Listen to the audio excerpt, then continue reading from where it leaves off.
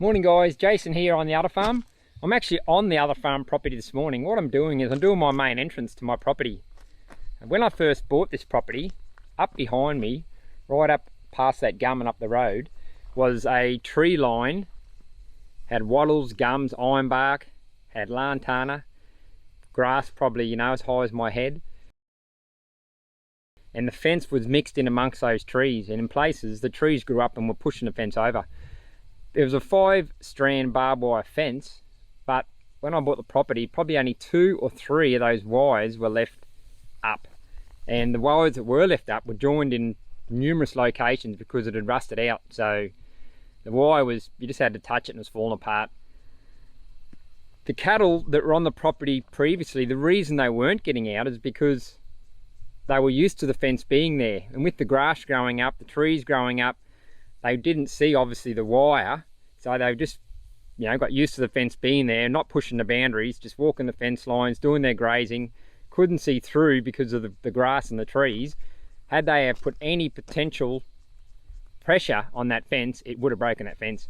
So any new cattle like mine that I brought on, had I have left the fence in the state that it was, the first thing cattle do is walk the boundaries to find out their perimeters. If they even looked or pressuring that fence, I can guarantee you they would be out in the road. So what I've done is I've cleared that now. I've got an excavator out, chainsaw. We end up cutting the trees down, removing the trees. All I've got left to do now is grind the stumps. You can see the remnants of the trees there, all those piles. There's about 5 piles up there. I'm going to keep them for firewood when we're camping out here. So I don't want to remove them. I burn a heap of burn piles on the property, but I want to keep timber because eventually I'm going to run out of timber, so I'll slowly clear those up for firewood. So, and behind me there, that's a grid that I concreted. I made, that would be probably 12 months ago now. There's only a double gate on the front of this property. So what I did is I wanted a cattle grid, so I ended up concreting that in. So I made the ramps, and then I bought the grid, and grid just slipped inside the bund I made. So rather than stop every time we come back to our property and open gates all the time, we'll be going over that grid. Makes it a lot easier to access your property in and out, especially if you're doing it a few times a day. And on the other side here, the grid, that driveway, what I'm doing there, I'm putting probably a 4.5-5 metre gate. That'll allow me to get access to trucks in there and excavators when I need them. So without further ado guys, what I'll do is I'll put you on a tripod on the back of the ute and I'll get to work. This is a work day today, so it's not going to be a how-to video. It's going to be me working, sweat and hopefully no tears. So with that guys, I'll put you on the back of the ute and you can watch me work.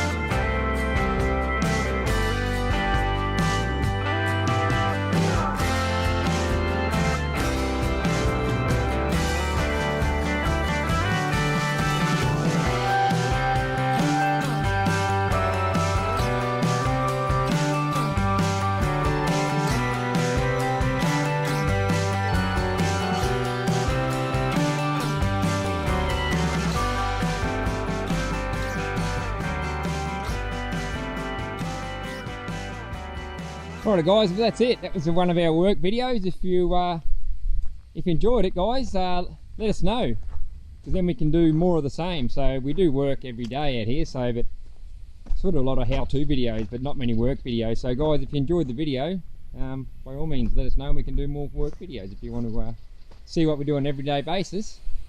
So that's it, finally done. It's taken a while, but well worth the effort.